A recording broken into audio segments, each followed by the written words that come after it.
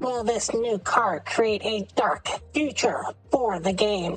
Find out what's going on as I hereby invite everyone to join me on my adventures through Marvel Snap. Hey everybody, it's Annabelle.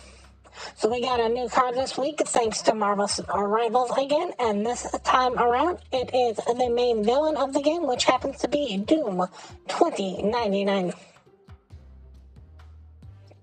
Doom 2099 originating from the year 2099. This new future is under his control as he watches over the entire planet at once with his iron glove hand and many DoomBots. He has successfully gone about eradicating all the superheroes from this time period and has even gone so far as to wipe the memories of these heroes from the public consciousness.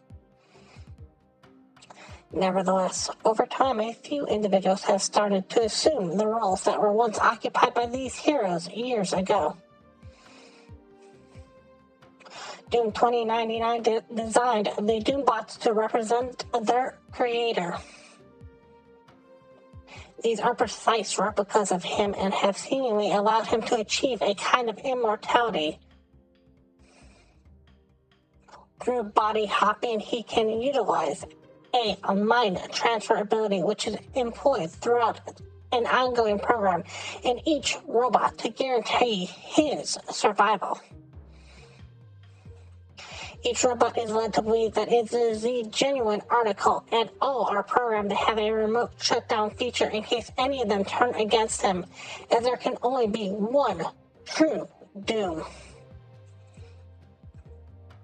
Doom 2099 abruptly materialized in this new timeline via an energy sphere and encountered his villainous past counterpart when both of their experiments went out of control, causing countless universes to collide in a time stream entanglement.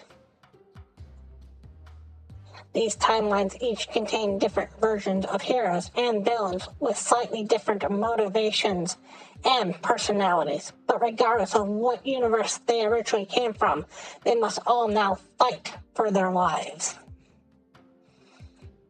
Doom 2099 displays a more composed attitude. He avoids dramatic speeches and is more careful in his combat. He focuses on his mental skills such as intuition, intelligence, and problem solving, using his robots to reduce his direct participation in fights.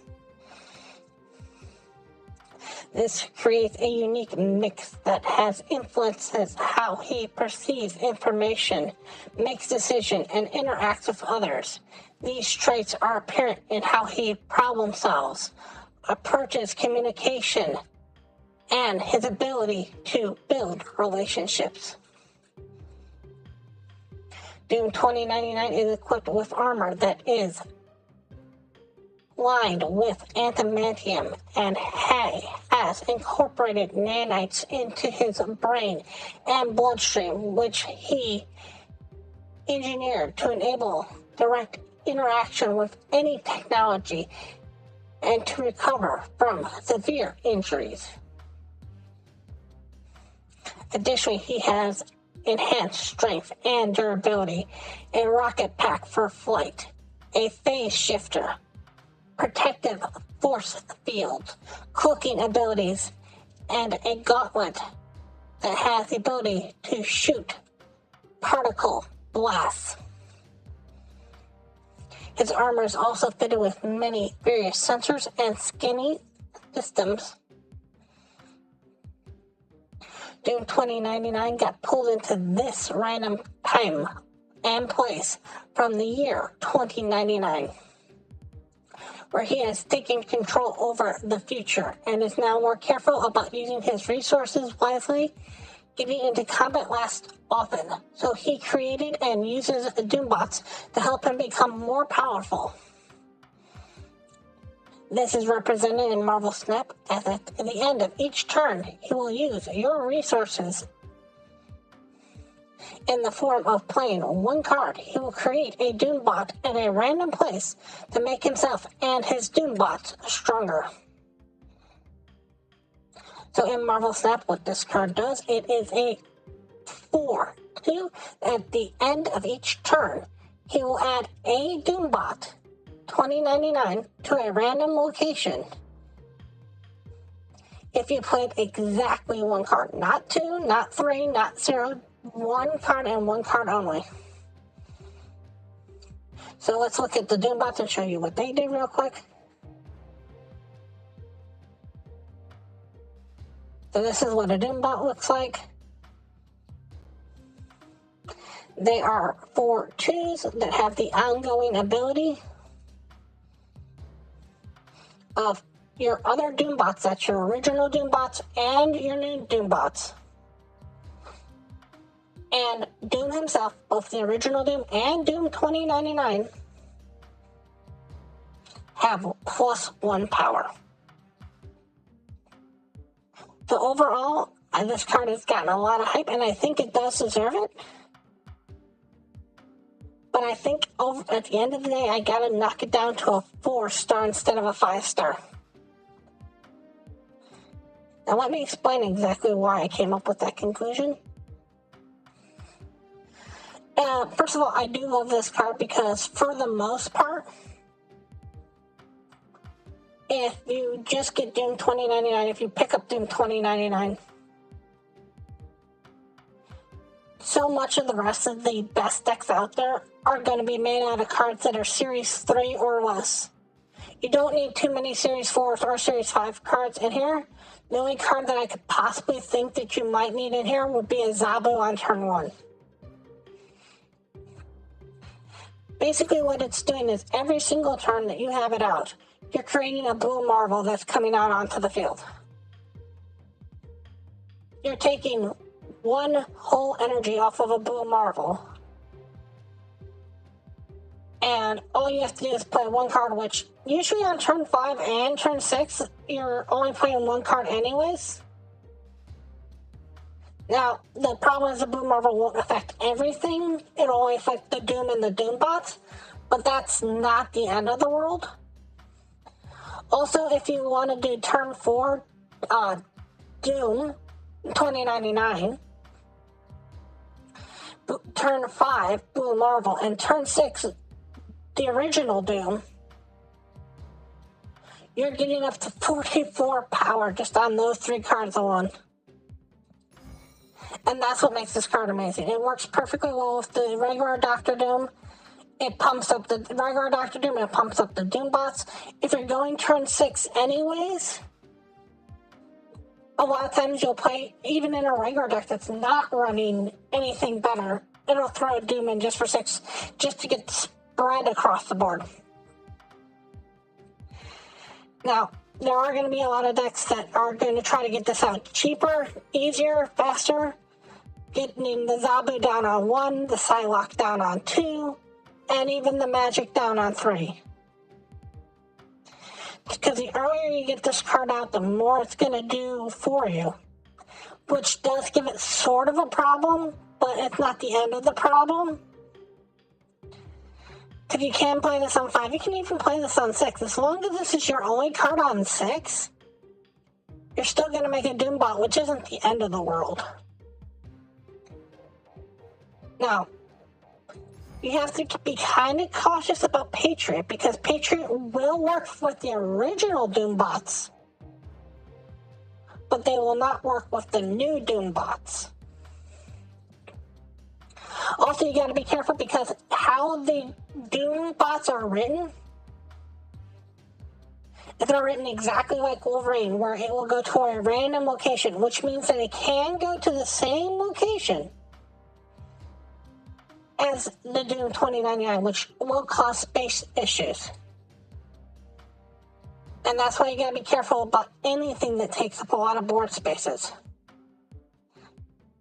If you do turn 4 2099, turn 5 Wong, and then turn 6 Doom, you've pretty much filled up your entire board just with those 3 cards alone.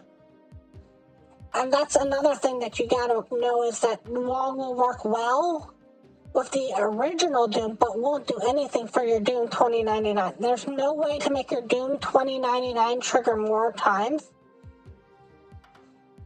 However, there's no way to stop it from triggering except for Red Guardian.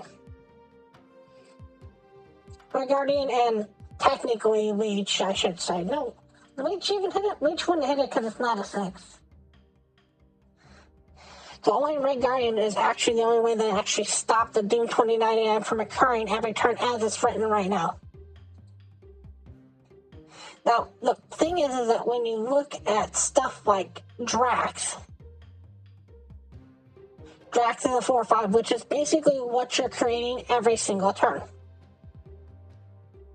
When you play Dr. Doom, or Doom 2099 on his own, I should say, you're getting a 4/2 plus another 4/2, plus you're getting +1 to the Doom, which is the equivalent of playing a 4/5. Now, that doesn't seem big, that doesn't seem strong, because nobody plays Drax even when it hits correctly. But it's not because of the turn that it comes out, it's because of the turn after, and the turn after, and the turn after, and the turn after. It builds on itself. It becomes this huge snowball, because each DoomBot boosts each other DoomBot. Now, there is some saying that you can do stuff with the Enchantress, but the problem is the Enchantress can only take down one lane.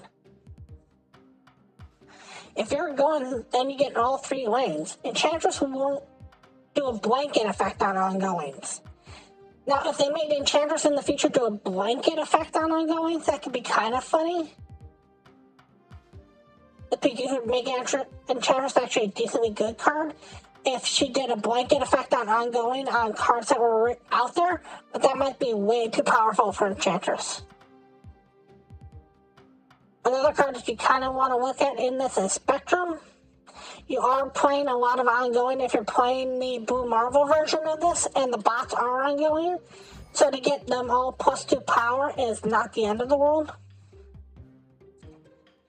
And the other card that you want to look at is going into Magic. Now, you want to be careful about going into Magic.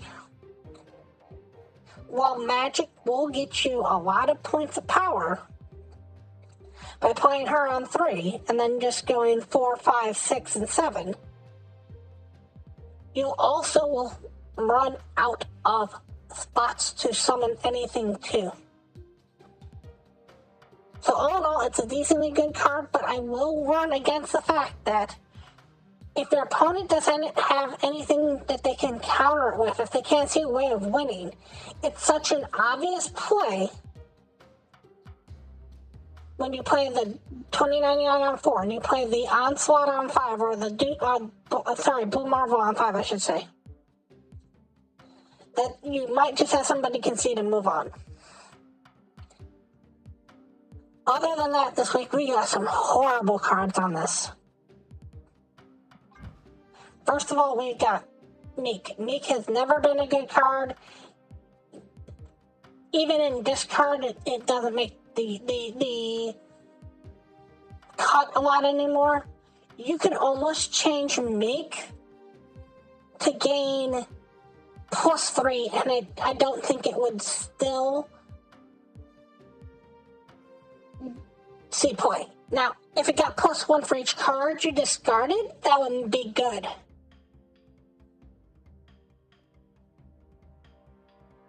But it just isn't doing what it needs to do.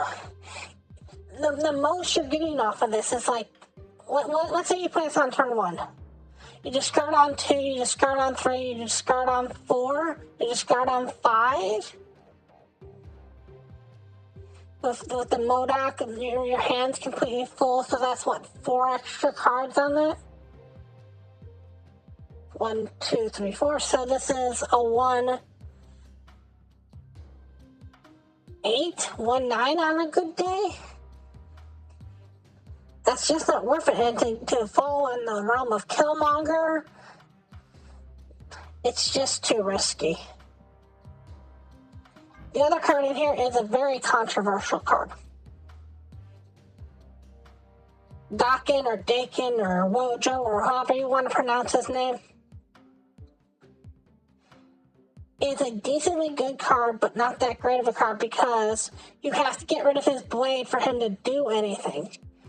And there is a huge, gigantic rumor that the only reason that he is currently in the Spotlight Cache for this particular week is because come next week, they're going to announce that they're going to do another round of series drops, and he's going to be a series 3, and they're taking one final chance just to get you to buy this card at 4 instead of 3, because he's theoretically supposed to be in next month's pass reward as a card that you can get off the pass reward. I hope that that's not true. I hope that's not why they're doing it, but take that with a grain of salt. So if it was just me, I wouldn't get either of these cards, and neither of these cards are worth it. And if you do get Dakin, I do apologize for you if that rumor is true. Let's find out what's inside our box, because we still do this for content.